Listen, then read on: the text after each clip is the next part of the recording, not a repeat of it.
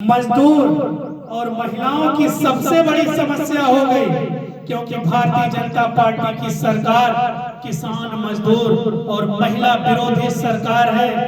क्योंकि मनरेगा को, जो गांधी जी के देश में गांधी जी के नाम पर चलने वाली मनरेगा योजना को खत्म करके जी राम जी योजना लाए, जिसमें नाम मात्र के लिए उन्होंने कहा कि इसमें 125 दिनों के काम मिलेगा, लेकिन उसमें कोई गारंटी नहीं होगी। क्योंकि मनरेगा में काम की गारंटी हुआ करती थी।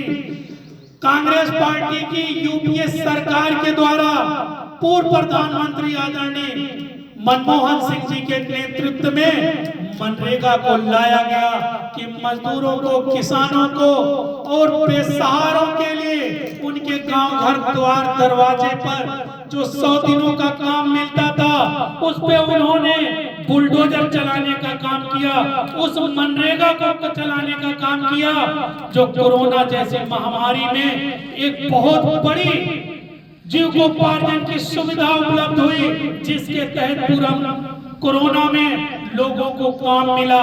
लेकिन भारतीय जनता पार्टी की सरकार को ये रास नहीं आई कि इसका श्रेय कांग्रेस पार्टी को कैसे जाए। उन्होंने जी राम जी की जो योजना लाई, उसमें काम की कोई गारंटी नहीं है। इसी को लेकर के कांग्रेस पार्टी के नेतृत्व में आदरणीय अविनाश पांडे जी के निर्देश पर और आदरणीय प्रदेश अध्यक्ष जी की अगुवाई में हम लोग आपके बीच में 4 मांगों को लेकर के आए हैं। पहला ये कि मनरेगा में जो गारंटी हुआ करती थी, काम की जवाबदेही हुआ करती थी, उसको भारतीय जनता पार्टी की सरकार इस गारंटी को सुनिश्चित करे।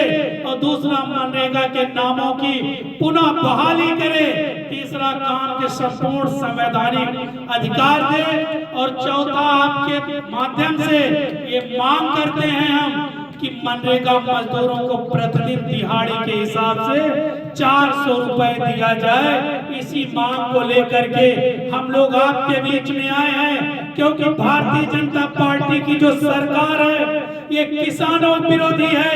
क्योंकि अभी हाल ही में क्या आपको बताएं, कल का ये है वाकया, हम लोग बजहा ग्राम सभा में थे, फूलपुर तहसील के अंतर्गत। वहां पे हजारों हजार किसान अपनी जमीन को बचाने के लिए, अपने जीविकोपार्जन की सुविधा को बचाने के लिए सड़कों पे बैठ करके संघर्ष कर रहा है। उनका नारा है, जान हाजिर है, जमीन नहीं। तो वो किसान जो लड़ाई लड़ रहा है, उनकी तरह जानिए जो अपने हकों के लिए आगे आ रहा है। तो मैं ये विश्वास दिलाता हूं कि भारतीय जनता पार्टी सरकार को झुकना पड़ेगा। जब आप आगे आएंगे और मनरेगा बचाओ की लड़ाई लड़ेंगे, तो इस बेरहम सरकार को झुकना पड़ेगा।